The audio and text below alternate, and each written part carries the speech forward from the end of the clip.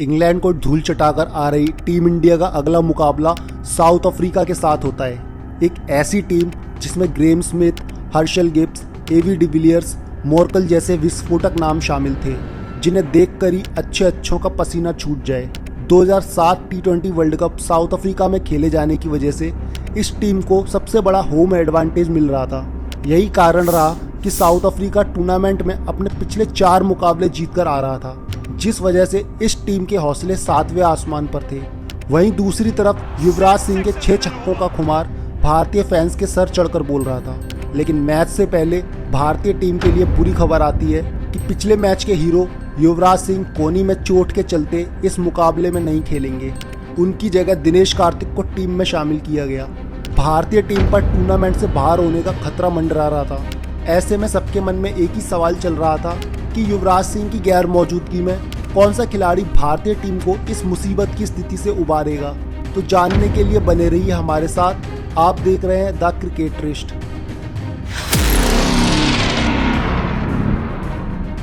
20 सितंबर 2007 Durban के मैदान पर यह मुकाबला खेला जाता है। डरबन की पिच में उछाल देखी जाती है। क्रिकेट पंडितों का मानना था कि जो टीम यहाँ टॉस जीतती है वो पहले गेंदबाजी करने का फैसला लेती है। लेकिन धोनी को इन सब से कहाँ फर्क पड़ने वाला था और उन्होंने टॉस जीतकर पहले बल्लेबाजी चुनी।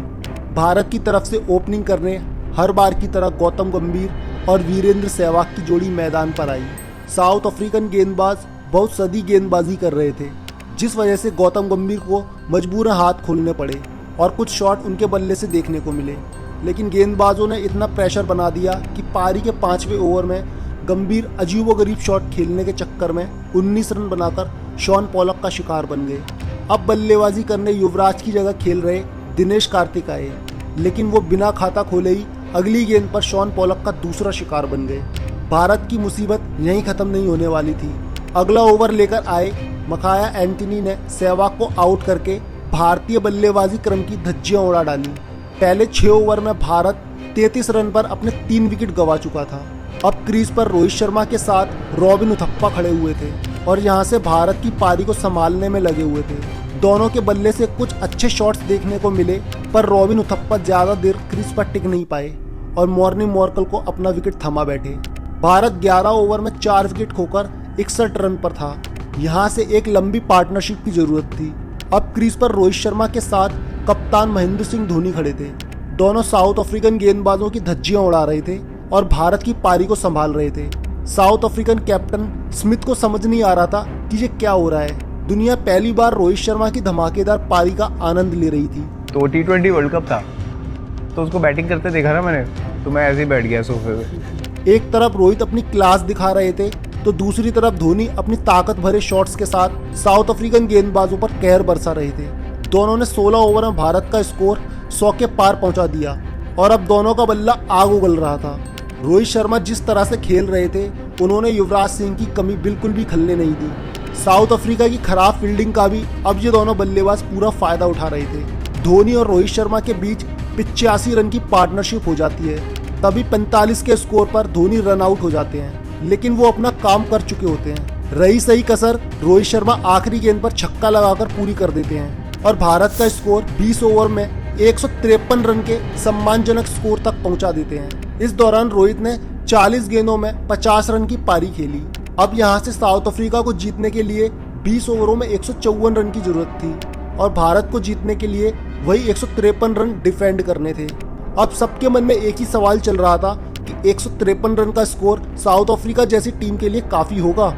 ये हम इसलिए कह रहे हैं क्योंकि साउथ अफ्रीका वेस्ट इंडीज के खिलाफ 200 रन चेस करके आ रही थी, जो कि उनकी बैटिंग लाइनअप की शक्ति को दर्शा रही थी।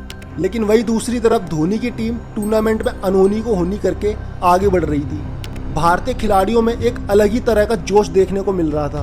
बल्लेबाजों ने तो अपना काम कर दिया था, अब यहाँ से पूरा जिम्मा भारतीय गेंदबाजों के ऊपर था और अब बल्लेबाजी करने साउथ अफ्रीका की ओर से कप्तान ग्रेम स्मिथ के साथ हर्शल गिब्स आए। श्रीसंत का पहला ओवर महंगा साबित हुआ, जिसमें 11 रन आए। ऐसा लग रहा था कि ये मैच साउथ अफ्रीका आसानी से जीत जाएगा।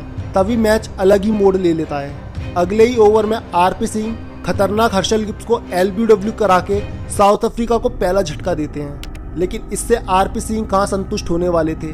उसी ओवर में उन्होंने कप्तान ग्रेम स्मिथ को दिनेश कार्तिक के हाथ कैच कराकर साउथ अफ्रीका की रीढ़ की हड्डी तोड़ डाली।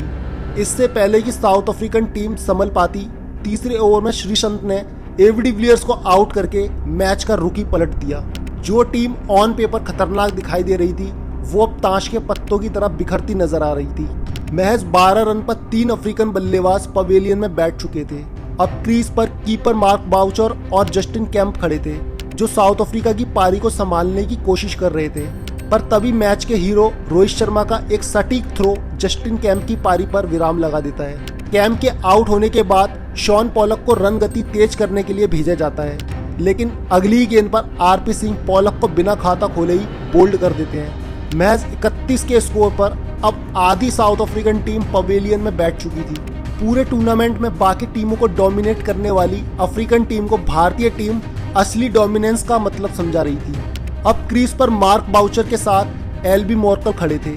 ये दोनों साउथ अफ्रीका की उम्मीदों को बनाए रखने की कोशिश कर रहे थे और एक के बाद एक भारतीय गेंदबाजों पर काउंटर अटैक कर रहे थे। साउथ अफ्रीका को जीतने के लिए 50 गेंदों में 96 रन की जरूरत थी। जब तक ये दोनों बल्लेबाज क्रीज पर थे तब तक भारतीय फैंस को चैन की सांस कहाँ मिलने वाली थी। भारतीय गेंदबाज पूरी कोशिश में लगे हुए थे कि इस जोड़ी को तोड़ा जाए, लेकिन एक के बाद एक दोनों मिलकर गेंदबाजों की पिटाई कर रहे थे। अब अफ्रीका को जीतने के लिए 35 गेंदों में 70 रन की जरूरत थी। रिक्वायर रन रेट 12 का हो गया था, जिस वजह से एलबी मॉर्कल ने अब बाउंड्रीज में डील करना शुरू किया और बढ़ते प्रेशर के चलते मार्क बाउचर श्रीसंत को अपना विकेट थमा बैठे और जाते जाते साउथ अफ्रीका की जीत की उम्मीद को भी अपने साथ ले गए, क्योंकि अब साउथ अफ्रीका को 15 गेंदों में 51 रन चाहिए थे, जिस कारण अब बल्लेबाजों को जोखिम उठाना था और यहीं से विकेटों के गिरने का सिलसिला चालू हुआ। देखते ही देखते पूरी साउथ अफ्रीकन टीम 20 ओवर में 116 रन ही बना पाई। भारत ये मैच 37 रन से जीतकर साउथ अफ्रीका को टूर्नामेंट से बाहर का रास्ता दिखाता है। ये था साउथ अफ्रीकन बल्लेबाजों का परफॉर्मेंस और ये था भारतीय गेंदबाजों का परफॉर्मेंस। रोहित शर्मा को मैन ऑफ द मैच मिला और इसी के साथ भारत सेमीफाइनल में एंट्री लेता है, जहां उसका इंतजार कंगारू कर रहे थे। अगर आप चाहते हो भारत और ऑस्ट्रेलिया के बीच खेले गए 2007 T20 वर्ल्ड कप सेमीफाइनल की डॉक्यूमेंट्री वीडियो हम लेकर आए तो हमें कमेंट करके ज़रूर बताएं। और अभी तक आपने अगर चैनल सब्सक्राइब नहीं किया है तो चैनल को सब्सक्राइब करके बेल आइकन दबाना ना भूलें। धन्यवाद।